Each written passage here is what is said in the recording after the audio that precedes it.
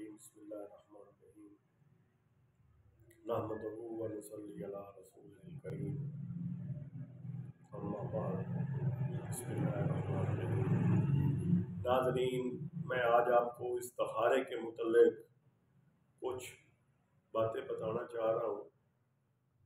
امید ہے آپ ان سے فائدہ اٹھائیں گے۔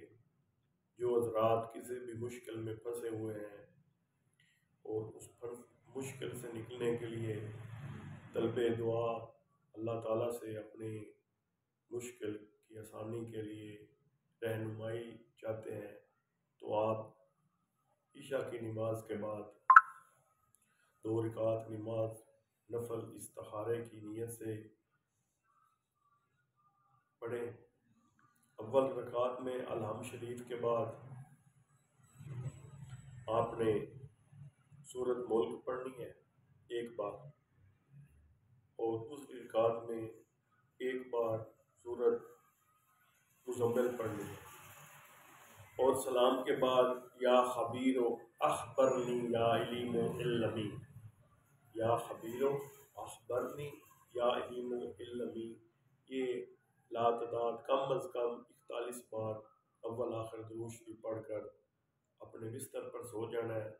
یہ کام 3 دن کرنا ہے۔ اول تو پہلے دن ہی آپ کو اللہ تعالیٰ کی طرف سے کوئی نہ کوئی اشارہ خواب میں ہو جائے گا۔ اگر اول نہیں ہوتا تو دوسرے دن، پھر تیسرے دن۔ اگر کوئی صاحب کو سورۃ مزمل نہیں آتی یا سورۃ ملک نہیں آتی تو پھر وہ یہ کام کرے کہ سورۃ قدر، انا انزلناہ فی لیلۃ القدر وما ادراک ما لیلۃ القدر، یہ جو سورت ہے اس کو 11 بار پڑھے، اور سورۃ اخلاص کو 9 بار پڑھے، اور باقی وہی ترتیب ہے۔ انشاءاللہ تعالی اللہ تعالیٰ آپ کا حامی و ناصر ہو۔